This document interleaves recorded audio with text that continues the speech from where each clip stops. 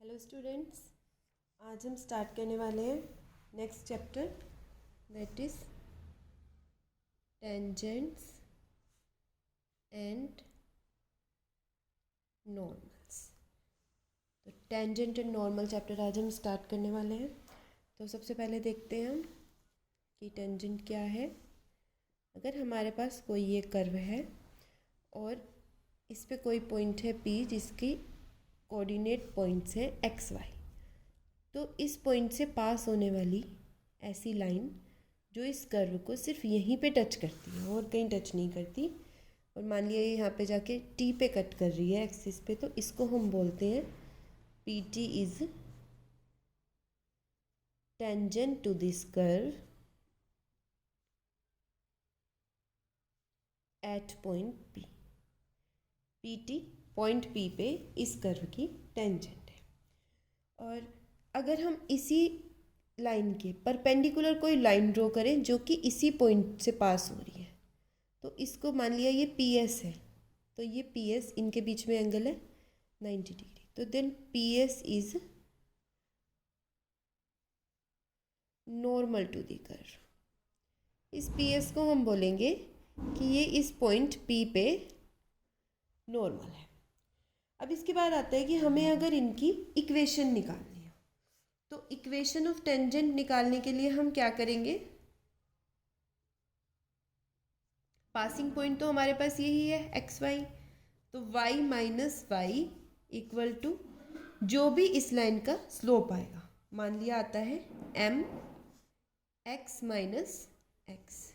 तो ये तो हमें पता लग गया एक्स वाई इसका पासिंग पॉइंट है और हमने इससे इक्वेशन ऑफ टेंजेंट बना ली। अब बात आती है स्लोप की, स्लोप की कैसी वैल्यू निकालें। तो ये पॉइंट है P और यहाँ कोई और पॉइंट है Q जो इसकी नेबरहुड में है। तो यहाँ से यहाँ तक की डिस्टेंस हमने मान लिया कि x में डेल्टा x चेंज करने पे एंड y में डेल्टा y चेंज करने पे हमारे पास जो पॉइंट मिल रहा है वो है Q, जिसके कोऑर्डिनेट हो गए x plus delta x and y plus delta y। तो अब अगर हमें इस लाइन का स्लोप चाहिए, वो कैसे मिलेगा।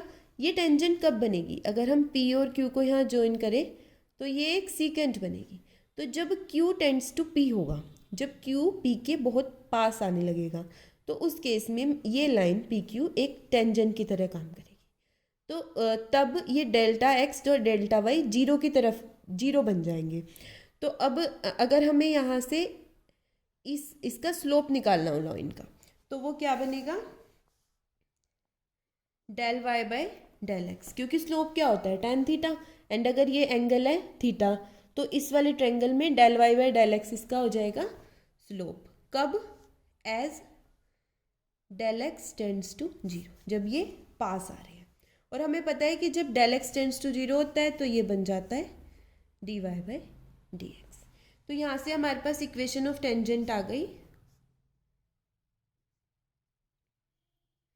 y minus Y equal to M X minus X में m की जगह डाल देंगे D Y by D X.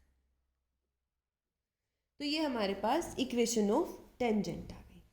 और अगर हमें कोई पॉइंट गिवन हो, मान लिया एट पॉइंट x1 y1, तो हम ऐसे लिख देंगे y minus Y one equal to D Y by D X x1 y1 x minus x1।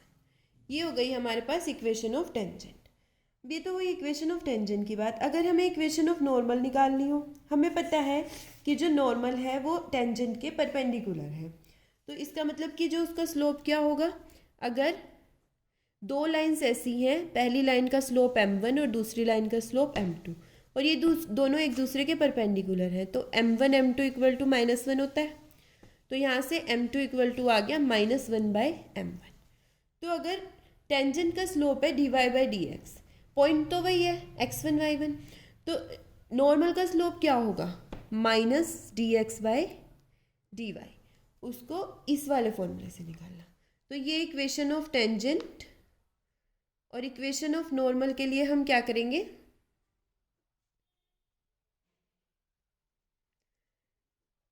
y minus Y one equal to minus D x by D Y और x minus X one.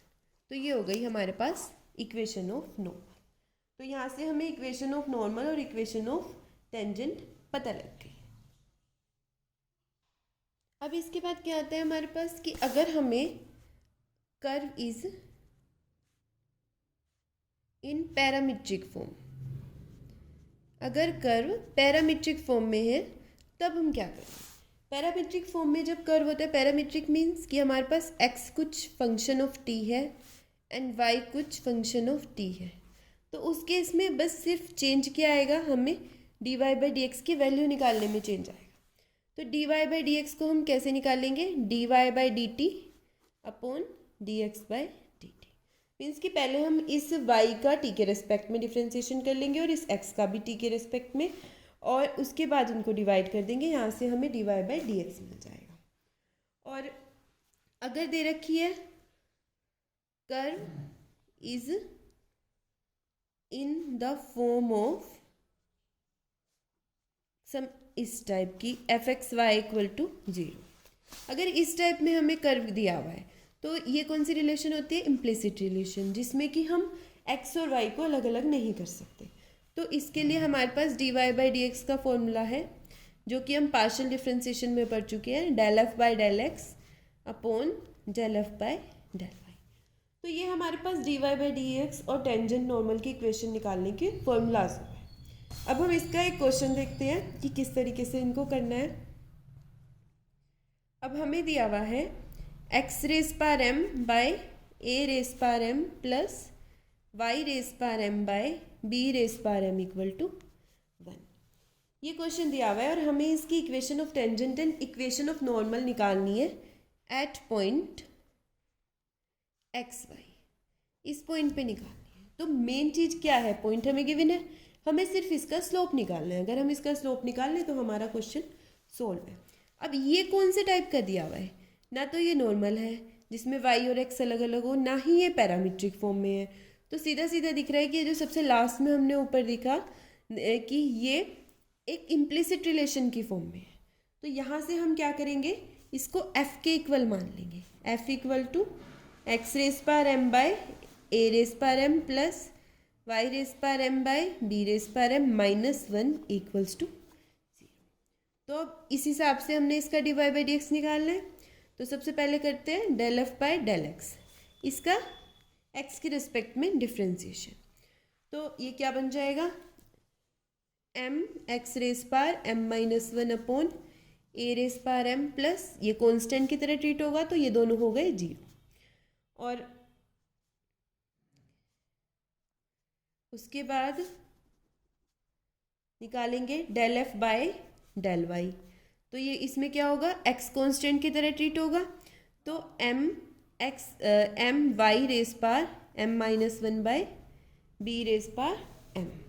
तो अब यहाँ से हमारे पास dy by D x क्या आ गया, minus del F by del x by del F by del Y. तो this will be equal to m x raise power m minus 1 minus का upon a raise power m upon m y raise power m minus 1 by B raise power m से m cancel, ये बन जाएगा b raise power m by A raise power m minus के x raise power m minus 1 by Y raise power m minus 1। ये आ गई। अब point किस point पे निकालना है, हमें इसको निकालना है पॉइंट एक्स वाई पे। तो पॉइंट तो ये ठीक है, कोई दिक्कत नहीं। तो अब इक्वेशन ऑफ टेंजेंट क्या बन जाएगी,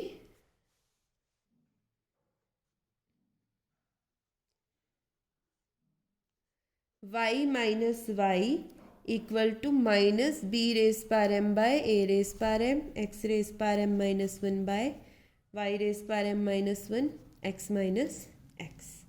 एंड इसको जब सिंप्लीफाई करेंगे तो आप ये बन जाएगी,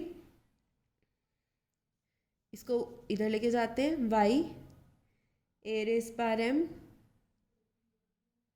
नहीं इसको ऐसे करते हैं y into small Y M minus 1 by B raise power M, इसको इसके नीचे लेके जाएंगे और साथ में minus Y raise power M minus 1 into Y upon B raise power M, और यहाँ पे बन जाएगा equal to minus X raise power M minus one capital x by A raise power M, and minus minus plus x raise power M minus one into x by A raise power M.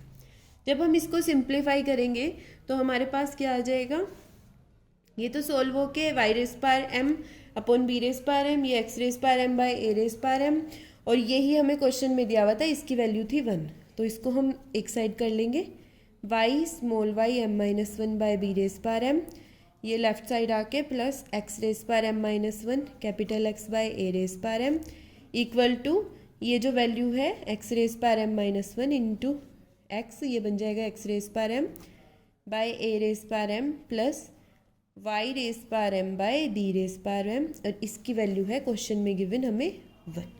तो ये आ गई हमारे पास equation of tangent. और जब इस value की जगह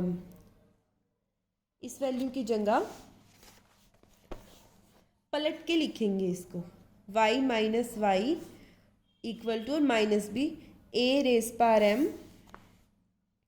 Y raise power M minus one by b raise power M x raise power minus one x minus x, तो ये बन जाएगी हमारे पास equation of normal.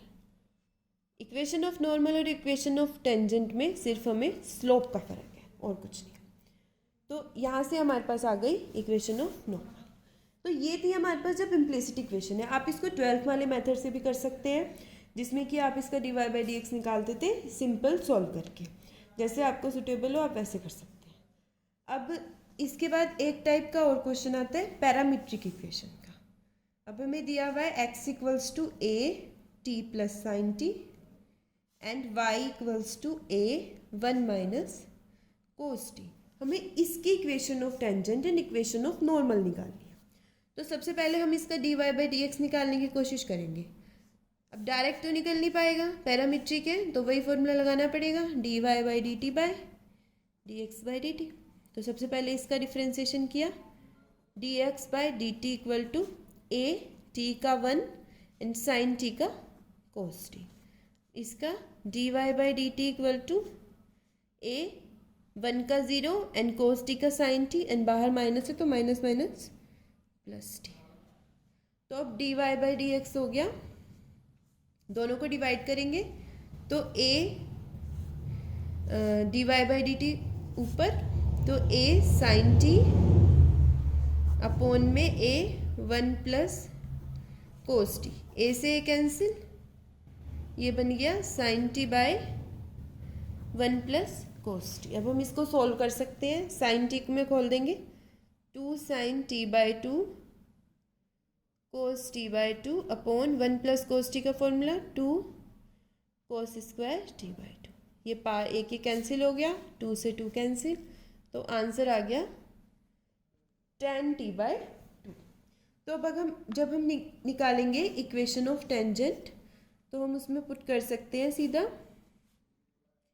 y minus Y equals to dy by D X की जगह 10 T by 2 और x minus X. अब x की वैल्यू दी हुई थी a T plus sine T और y की वैल्यू दी हुई थी a 1 माइनस कोस टी, तो यहाँ पुट करेंगे y minus a 1 minus cos T equal to 10 T by 2 x minus a T plus sine T.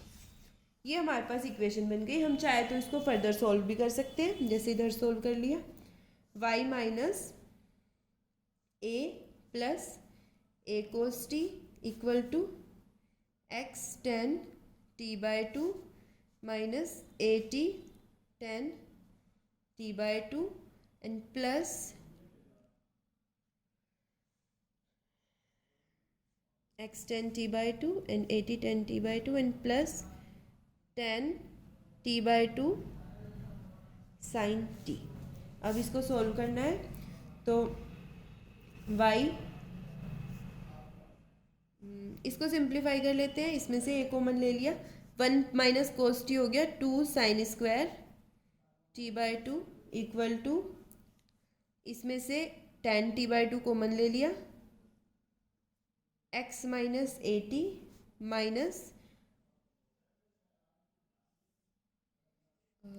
इसकी वैल्यू थी ये बार माइनस था, यहाँ दोनों माइनस होंगे एंड माइनस इसको खोल लिया साइन टी को 2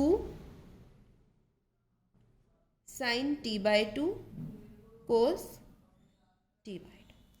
अब इसके बाद इसको जब सिंप्लीफाई करेंगे यहाँ पे हो गया y minus 2a sine square T by 2 equal to tan t by 2 x minus 80 and minus 2 इसका a